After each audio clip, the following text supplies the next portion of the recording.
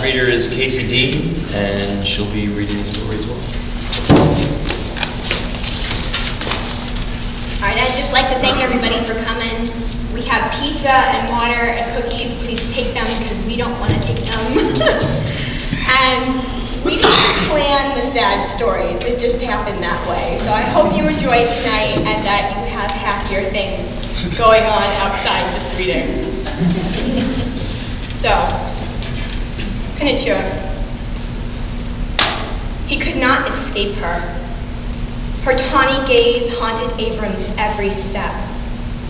He saw her slender form through every window pane. Carriage or train, she waited for him.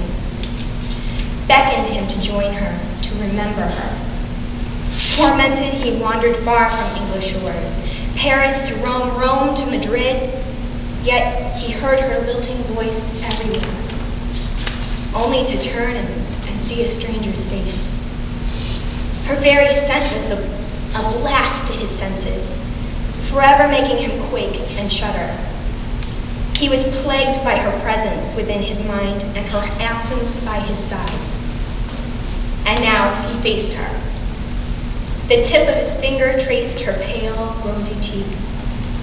She laughed at his bitter glare, her hazel eyes holding mischievous secrets, playing havoc with his mind. Chilly English rains beat against the diamond-paned windows, echoing the frantic pace of his heart. Her mischievous nature never faltered. Gaily, she would hide from him and pop out when least expected. Her pranks loved by the servants and tolerated by their master. It was that gaiety of her pure countenance that launched his ire into a full gale, again the butt of some heinous joke. "How dare you?" Abram raged. "How dare you do this to me?" Jameson's whiskey sloshed about his glass. Amber pearls escaped their crystal prison to wander through his fingers and plummet to the oak floor. His pacing abruptly ceased as he turned violently toward her. His black scowl could have frightened Lucifer himself. His raven-haired lass never looked away, but stared back contentedly. Her hands folded demurely upon her full skirts. She made no utterance, whether a sigh of acceptance over his anger or a denial of the implied accusation. She simply waited, forever the emblem of a woman content and in love. It was that pure expression which broke him. Defeated, his shoulders slumped as he lowered himself into the leather leaned-back chair. The fire in the massive hearth could no longer warm his blood. The massive library walls and spacious cathedral ceilings now suffocated him, all dignity and decorum gone. "Why, Georgiana? Why?" His voice broke before the tormented plea could completely flee his lips. The slender, capable hands that once caressed his warm flesh never so much as twitched. Her composure never faltered, nor was there sympathy given. Even if she were to speak, she would make no apologies. Her heart had been in her decision, and she stubbornly stood by her choice. No smaller kitten could have a fiercer roar than his Georgiana. "They told you it was too dangerous. Labor and birth too strenuous to your body." More statement than a reprimand. "They told you, but you laughed. You laughed at my concerns," he whispered, his voice gruff with unleashed emotion. One ebony brow arched upward over her penetrating stare. Her midnight hair gleamed under the candlelight. She found his sorrow humorous. The arguments of the past echoed between them.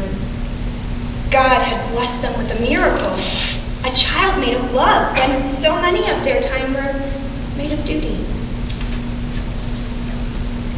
She cherished the movement within her womb. She crooned to her growing abdomen, caressing the extended flesh with delicate care. To pass the time of her confinement, she whiled away the hours within the walled garden upon the estate's grounds, a gift from her dedicated Abram. His arguments echoed in his mind as he rose to his full height. She was too slight for such a heavy burden. His nervousness had increased with her ever-expanding abdomen. The plush Moroccan carpet silenced his booted steps as he idled to his desk. Rain turned hail from a blown-in storm, bounced and clattered against the glass-pane windows. He was alone in the house but for her. "You won, as you always do, my pet," he absently declared to his smiling bride. With the last gulp of fiery refreshment, he saluted her. Abram relinquished the grasp he held on his empty glass and placed the crystal back within its family at the corner of his desk. The large mahogany workspace, like the woman across the room, gave away no secrets to what it held. With deft movements, Abram removed the polished chest from the depths of the largest drawer. Unlocking its massive base, he released the neglected contents that it held. Dutifully working with each aspect of the cool steel, he walked back towards his unshakable wife. One last time he traced her pale, rosy cheek with the tip of his fingers. Slowly he dropped his hand from the cold form. Then that heavy metal within his burdened palm lifted to his temple. "Yes, love, you win, like you always do," he softly chuckled. He could not escape her, so he joined her. The only witness was the glossy portrait of his laughing Georgiana. Thank you.